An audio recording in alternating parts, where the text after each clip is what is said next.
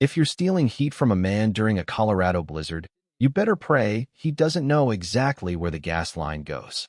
Vanessa Holloway heard me say that from halfway across the parking lot, and she still smiled like she owned the mountain. Snow hammered sideways through the floodlights outside the Pine Hollow HOA clubhouse, turning the gravel driveway into gray slush under a line of idling pickup trucks. The whole neighborhood had packed inside for the annual winter fundraiser, all catered chili, folding tables, and fake small-town smiles. But I was standing near my propane shed watching one of Vanessa's maintenance guys disconnect a hose from my private tank like he thought nobody would notice. The cold hit hard enough to sting your teeth. Fog rolled low off the lake behind the property line, swallowing the fishing docks and pine trees one layer at a time, while freezing rain rattled across the clubhouse metal roof. I still remember the smell out there. Wet cedar, diesel exhaust, propane in the air where it shouldn't have been. "Grant," Vanessa called, heels crunching through the snow like she was walking into a cocktail party instead of a theft scene. "There you are." She wore a cream wool coat that probably cost more than my first base boat, hair perfect despite the storm, phone already in her hand recording before she even reached me. That was her favorite move. Control the story before anybody else could speak. "Your maintenance guy's hooked into my tank," I said calmly. "Again." She tilted her head with that polished HOA sympathy she used whenever she was about to screw somebody publicly. "The clubhouse furnace is struggling," she said. "Families are inside freezing, Grant. We're all making sacrifices tonight." Behind her, the maintenance worker slowly backed away from the hose connection without making eye contact. Coward looked ready to disappear into the snowbank. "Funny thing," I said. "My tank was full yesterday." Vanessa's smile tightened for maybe half a second. Tiny crack. Then it came right back. "Well," she said louder now, making sure nearby residents could hear. "Some people in this community understand what cooperation means." A few heads turned near the clubhouse entrance. Retired couples, lake homeowners, folks holding paper bowls of chili while pretending not to stare. Social pressure. That was Vanessa's real weapon. Not fines. Not bylaws. Shame. She stepped closer, lowering her voice just enough to sound dangerous. "You wouldn't let elderly residents freeze over a misunderstanding, would you?" I looked past her toward the propane gauge mounted beside the tank. 38% gone since morning. My jaw tightened, because my house barely used 10% in an entire week this time of year. That meant they'd been pulling fuel for days. Maybe longer. "You should head inside," Vanessa said softly. "People are starting to ask why you're refusing to help." That one landed exactly how she intended. Not accusation. Isolation. Somewhere across the lake, thunder rolled low through the mountains while wind pushed freezing mist over the muddy shoreline below my property. The whole neighborhood suddenly felt quieter, tighter, like something ugly was finally surfacing. I stared at the hose marks in the snow leading away from my propane shed toward the HOA utility access road and realized this wasn't desperation anymore. This was organized. And the worst part? Vanessa Holloway looked absolutely certain she was still in control.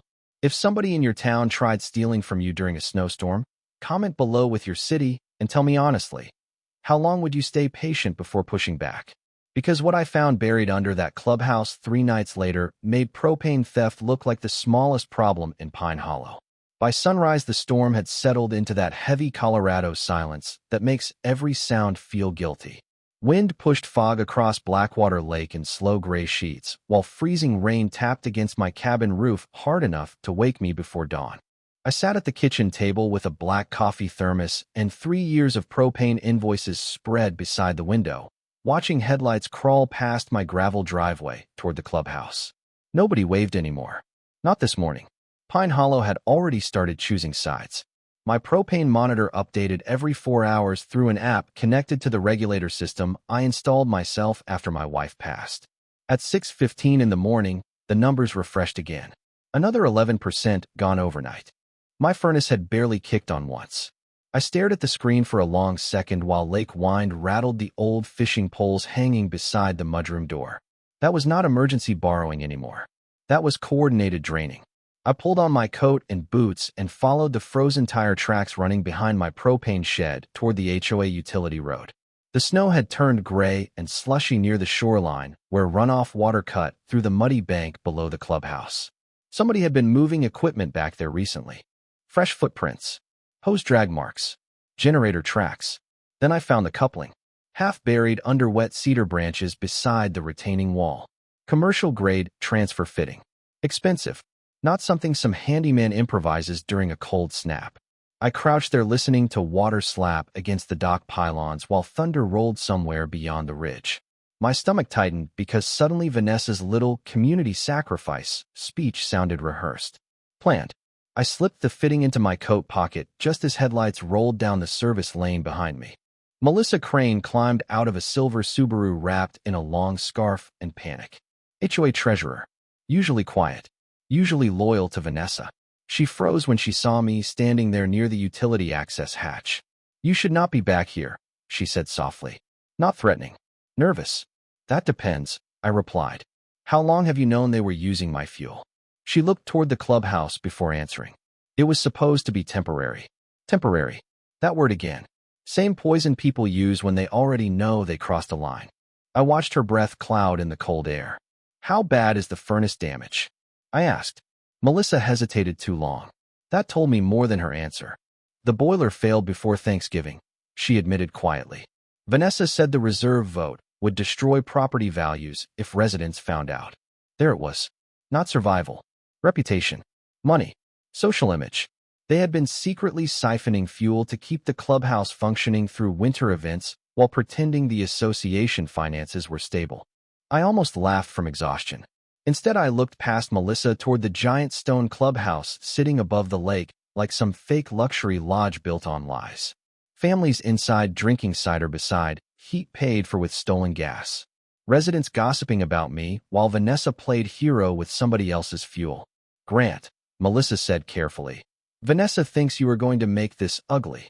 I zipped my coat slowly against the cold. "No," I said. "I think Vanessa already did that herself." When I drove into town an hour later, conversation stopped inside the Pine Ridge diner the second I walked through the door. Coffee cups paused halfway to mouths. Two retirees near the window lowered their voices. Somebody at the counter muttered the word selfish like I was not supposed to hear it. Vanessa had moved fast overnight. I ordered black coffee anyway and took my usual booth near the rain-streaked window, facing the county offices across Main Street. Then my phone buzzed. Unknown number. One text message. "You need to stop digging before this community turns on you completely." No signature. No explanation. Just enough to confirm I was getting close to something bigger than stolen propane. The rain started just after lunch and did not stop for the rest of the day. Thick, cold sheets hammered the courthouse windows across from the diner, while Pine Ridge emptied into that gray winter stillness small mountain towns get when everybody senses trouble coming, but nobody wants to say it out loud. I stayed in the booth longer than I should have, nursing burnt coffee while watching county trucks throw spray across Main Street.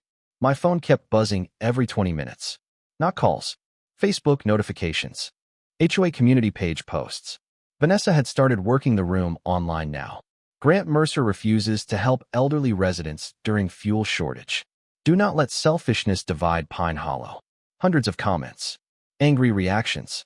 Residents I had known for years suddenly acting like I was stealing blankets from children.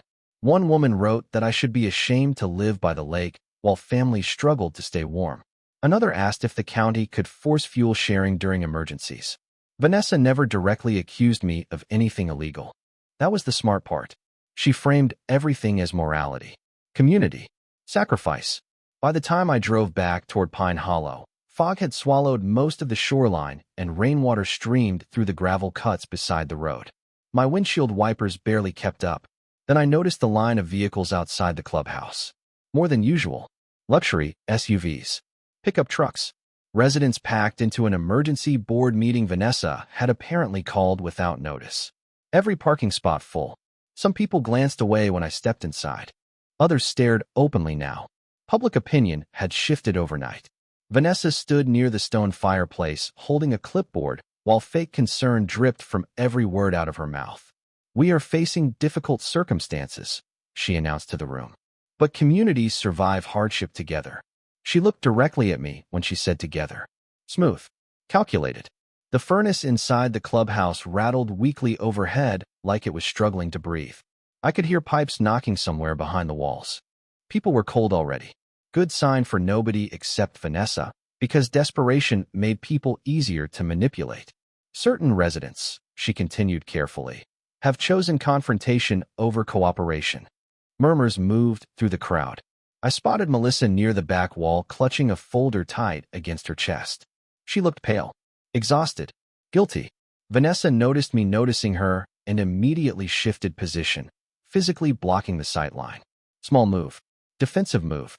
My anger stayed quiet, but sharper now. This woman was not just stealing fuel. She was orchestrating pressure, steering perception, turning neighbors into leverage.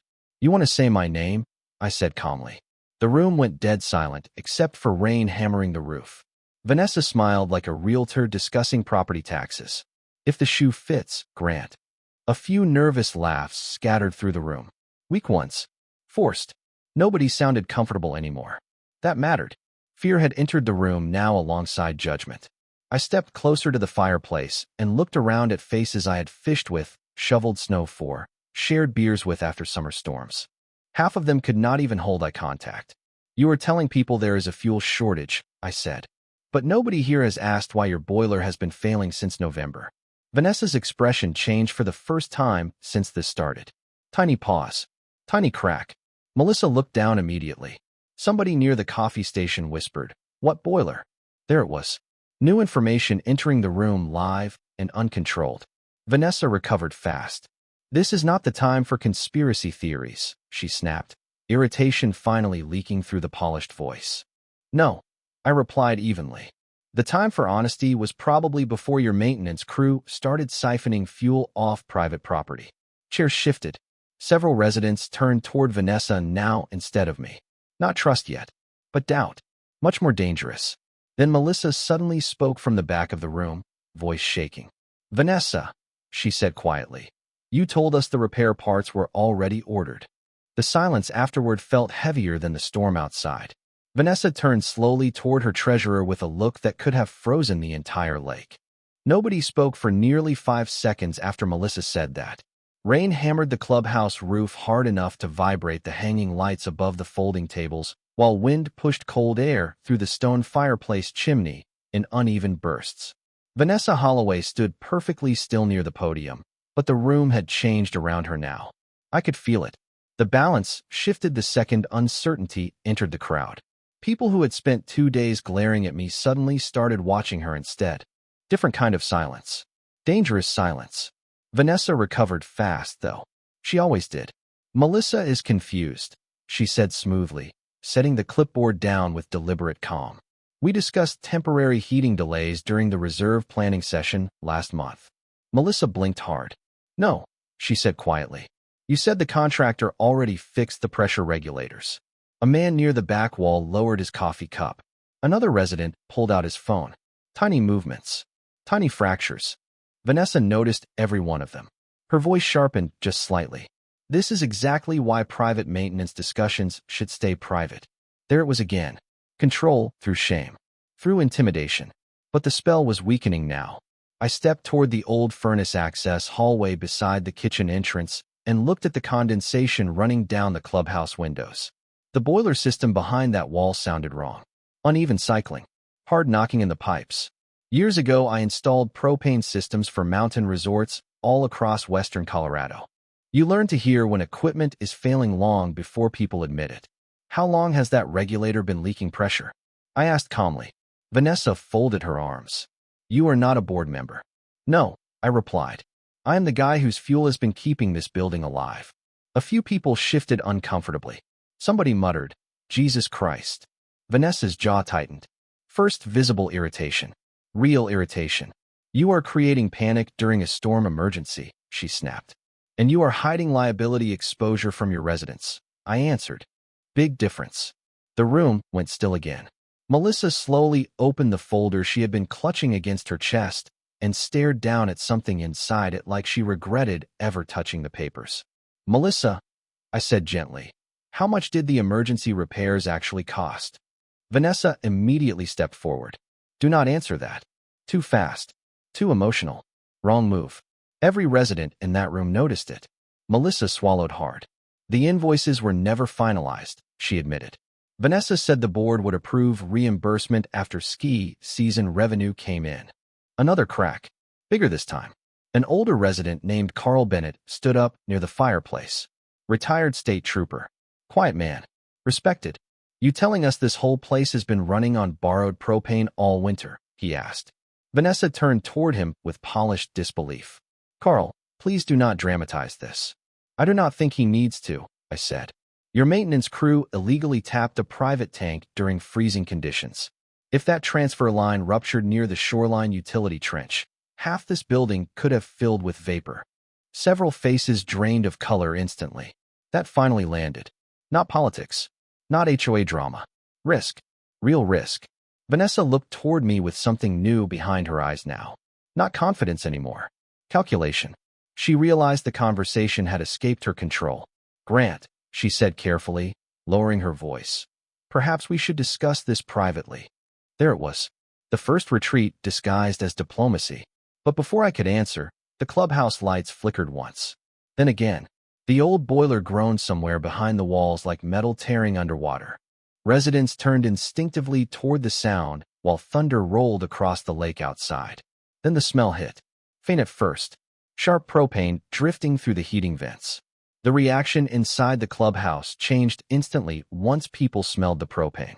Fear moved faster than gossip ever could. Conversations stopped mid-sentence. Chairs scraped across the hardwood floor. Somebody near the kitchen muttered, "Turn the heat off," while another resident grabbed her husband's sleeve and backed toward the entrance. The storm outside had intensified so hard the front windows looked almost black behind the rain streaks, and every gust of lake wind made the old building creak like it was settling deeper into bad decisions. Vanessa Holloway raised both hands immediately, trying to pull the room back under control. "Everyone needs to remain calm," she announced with forced composure. The maintenance system occasionally vents during pressure adjustments. Nobody believed her this time. Not completely. The smell was too sharp now. Too real. I watched Carl Bennett move toward the thermostat wall while Melissa stood frozen beside the fireplace, clutching those documents against her chest like evidence she suddenly regretted carrying. Then the boiler kicked again with a loud metallic bang somewhere behind the utility hallway. A few residents flinched.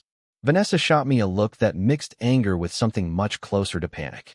"Grant," she said quietly through clenched teeth, "you are escalating this situation in front of people who do not understand these systems." "No," I answered calmly. "I think your systems escalated themselves." That landed harder than I expected. Several people immediately turned toward the hallway where the utility room sat beneath the clubhouse stairs. Doubt had become suspicion now. Dangerous transition. Vanessa saw it too. "Everybody out," she snapped suddenly at the crowd. "Temporary evacuation until the pressure stabilizes." Her polished tone cracked on the last word. There it was again. Emotional leakage. Residents started filing outside under umbrellas and winter coats while freezing rain hammered the stone steps leading toward the parking lot. Nobody was chatting anymore. No social smiles. No HOA politeness. Just nervous glances and whispered conversations beneath the floodlights. I stayed near the entrance while the room emptied, listening to the pipes shudder overhead. Melissa approached me carefully once Vanessa disappeared down the utility hallway with two maintenance workers. "You were right," she whispered. Her eyes looked exhausted now. The regulators were never repaired. She delayed everything after the reserve funds disappeared. Disappeared where? I asked. Melissa hesitated. "There was a contractor," she admitted quietly. "A company Vanessa kept approving emergency invoices through. Mountain Crest Mechanical." I felt my stomach tighten. I knew that name. Half the propane contractors around Blackwater County knew it. Suspended licensing issues 2 years earlier after a failed inspection near Aspen Ridge. Cheap work. Dangerous shortcuts. You were telling me she trusted an unlicensed contractor to reroute propane pressure into an overloaded heating system? Melissa looked physically sick saying the next part. She said nobody would notice until spring. Outside, thunder rolled across the lake so hard the clubhouse windows rattled. I stared through the glass toward the muddy shoreline below the retaining wall where utility trenches disappeared into fog. Everything suddenly connected in my head. The siphon lines, the pressure fluctuations, the hidden transfer fittings. They had not just been stealing propane. They had been compensating for a failing system they were too afraid financially to shut down. And every resident in Pine Hollow had unknowingly been sitting inside the liability bomb all winter long. Then the front doors swung open again. Deputy Luke Harlan stepped inside, wearing a county fire marshal jacket, soaked dark from rainwater. Somebody had called him fast. Vanessa followed 3 steps behind him, looking furious but controlled again, trying desperately to reclaim authority before the residents outside realized county officials were now involved. Luke removed his gloves slowly and looked straight at me first. That told me everything. He already suspected where this was heading. "Mr. Mercer," he said evenly, "I need to ask you a few questions about your propane system access." Vanessa immediately cut in. "Deputy, this is a misunderstanding fueled by personal grievances." Luke did not even look at her. "Ma'am," he said calmly, "the second propane enters a shared occupancy structure through unauthorized transfer lines. This stops being an HOA disagreement." The silence after that sentence felt colder than the storm outside. The storm finally broke sometime after midnight, but the cold that rolled in behind it felt worse. Sharp, heavy, the kind of mountain cold that settles into wood beams and water lines and waits for weak systems to fail. Deputy Luke Harlan spent nearly 2 hours inside the clubhouse utility corridor with the maintenance crew, while residents stood outside under awnings and umbrellas, watching county flashlights move through the fog like search teams. Nobody went home. Nobody trusted the building anymore. Vanessa Holloway kept pacing near the entrance wrapped in that cream coat, phone glued to her ear, trying to look composed while whispers spread through the parking lot faster than the freezing rain running down the pickup trucks. Every few minutes, another resident glanced toward me differently now, not as the selfish guy from Facebook, as the guy who might have been telling the truth all along. That shift mattered more than any argument. I stayed quiet through most of it, leaning against my truck with my old coffee thermos warming my hands while lake wind pushed cold mist off the shoreline below the retaining wall. Exhaustion finally started creeping in under the anger. Not weakness, just the weight of realizing how long this had probably been happening behind everyone's backs. My wife used to say mountain communities survive on trust more than money.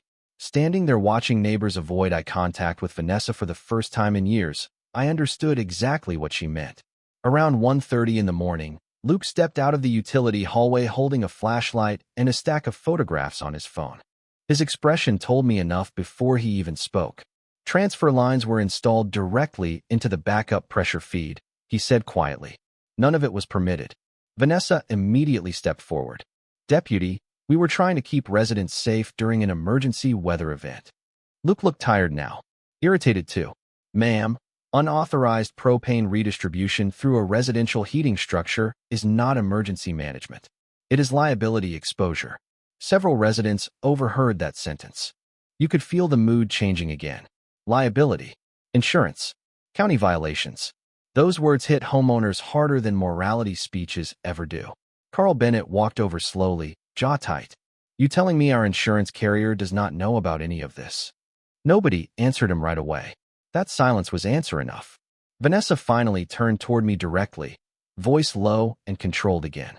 "Grant," she said carefully, "we can still resolve this privately before the county overreacts." There it was. Desperation disguised as negotiation. But something inside me had changed during those hours outside the clubhouse. Up until now I had been reacting, defending myself, surviving the pressure campaign. Standing there in freezing fog watching county officials photograph illegal gas lines beneath a building full of my neighbors, I stopped thinking emotionally and started thinking structurally. Systems, exposure, consequences. "No," I said calmly. "We are done doing things privately." Vanessa's face hardened instantly. "Be careful," she warned softly. "If this clubhouse shuts down in January, every homeowner here is going to remember who forced it." I looked past her toward the stone building where residents were already gathering into nervous little groups under the lights. Melissa Crane was speaking quietly with 2 board members while another resident filmed the utility hallway entrance on his phone. The social collapse had already started. Vanessa just had not accepted it yet. "You forced it," I replied. "The second you touched property that was not yours." Then I reached into my truck and pulled out the folder I had spent the last 3 hours assembling at my kitchen table. Fuel invoices, digital usage logs, Photographs of the siphon fittings. Time-stamped transfer drops. Everything organized, clean, and chronological. Luke glanced down at the paperwork and gave one slow nod. Professional nod. Respectful nod. He understood immediately what I was doing. Not arguing anymore. Building the legal narrative before Vanessa could rewrite it again. And the moment she realized that, real fear finally appeared in her eyes for the first time since this whole thing began. By 8 the next morning, Pine Hollow felt like a neighborhood after a funeral.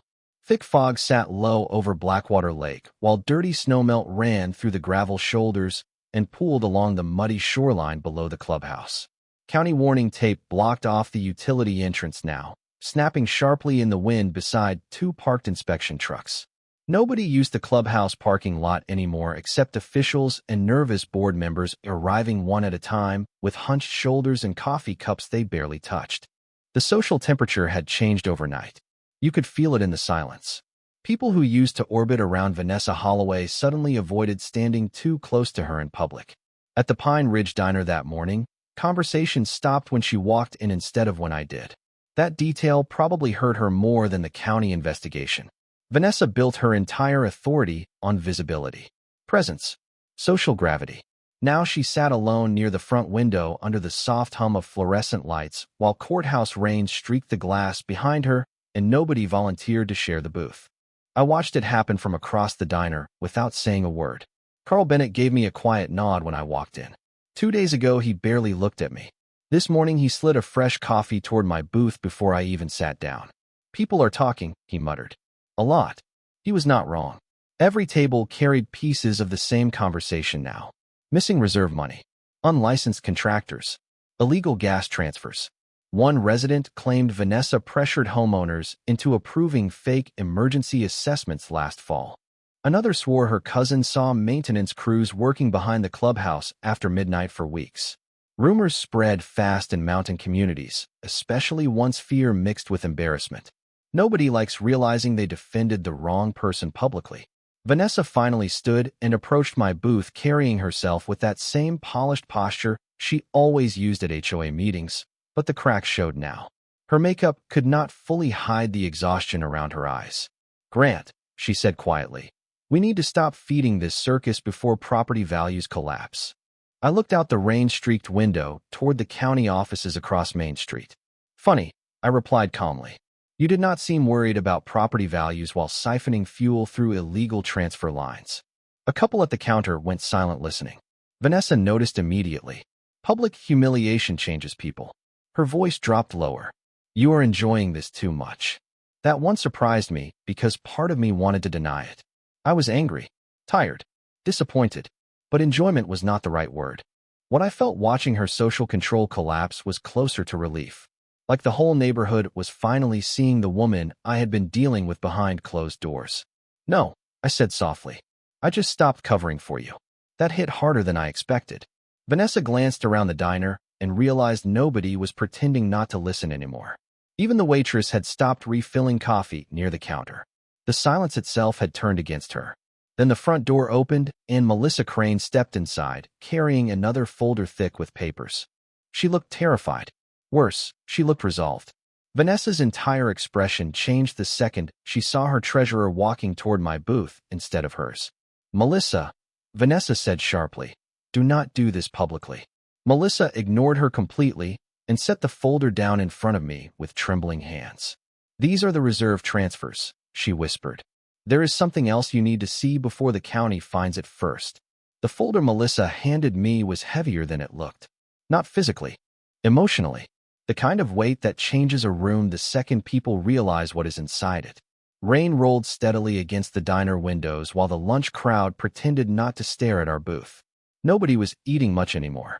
Coffee cups sat untouched. Forks paused halfway to plates. Pine Hollow had crossed into that dangerous phase where gossip turns into evidence. Vanessa Holloway remained standing beside the booth for another few seconds, jaw tight, fingers clenched around her phone hard enough to whiten her knuckles. "Melissa," she said carefully, trying one last time to sound composed, "you are confused and emotional right now." Melissa looked up slowly. "No," she replied. "I was confused 3 months ago. That one cut deep enough the whole diner seemed to feel it." Vanessa's face hardened instantly. Gone was the polished HOA president voice. Gone was the practiced concern. What remained underneath looked colder, smaller. You signed those transfers too, she snapped quietly. Do not pretend you are innocent now. Melissa flinched, but she did not back away this time. Because you told the board the reserve withdrawals were temporary heating repairs. She pointed at the folder. Those payments went somewhere else. I opened the documents carefully while thunder rolled across Main Street outside, and county vehicles sprayed water through the intersection below the courthouse steps. Transfer records, emergency assessments, contractor payouts. But halfway through the stack, something stopped me cold. Mountain Crest Mechanical had never repaired the boiler at all. They had billed Pine Hollow for a completely different installation project tied to a luxury development 30 miles south near Silver Ridge. Vanessa had been funneling HOA reserve money into another property entirely. Jesus Christ, Carl Bennett muttered from the counter after leaning closer to see the invoices. That was the moment everything broke publicly. Not the propane theft. Not the illegal transfer lines. Fraud. Residents immediately started pulling out phones, whispering, comparing notes. Somebody near the door said Vanessa pushed through 3 emergency dues increases last fall. Another resident claimed she threatened liens during Christmas week if payments were late. The social collapse accelerated right there in real time. Vanessa noticed it too. She turned toward me suddenly, desperation leaking through the anger now. Grant, she said sharply, you know how quickly rumors destroy mountain communities. I looked down at the invoices again before answering. No, I said calmly. I think theft and fraud usually handle that part themselves.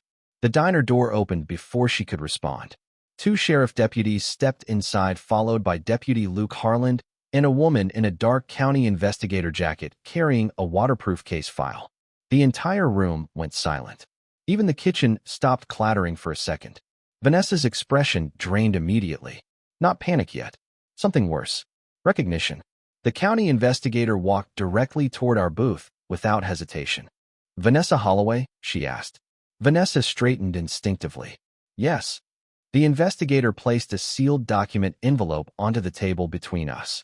Blackwater County has issued an emergency suspension request for all Pine Hollow HOA Financial Authority pending formal investigation into unauthorized utility transfers, reserve fund misuse, and insurance disclosure failures. Nobody in the diner moved. Nobody even pretended not to listen anymore. Vanessa stared at the envelope like it was written in another language. Then Carl Bennett stood up slowly near the counter and spoke loud enough for the entire diner to hear. You spent months calling this man selfish, he said, pointing toward me. Turns out he was the only person in this neighborhood acting responsibly. That silence afterward hit Vanessa harder than any accusation ever could. 3 weeks later, the snow finally started melting off the north side of Blackwater Lake. Dirty ice drifted along the muddy shoreline beneath the clubhouse retaining wall, while county contractors moved slowly through Pine Hollow, removing condemned propane lines under supervision from the fire marshal office. The clubhouse itself stayed dark now. No holiday lights. No board meetings. No polished HOA newsletters taped to mailboxes pretending everything was fine. Just warning notices on the entrance doors and the steady echo of work boots across wet concrete whenever inspectors came through. Vanessa Holloway had resigned 4 days after the county suspension order became public.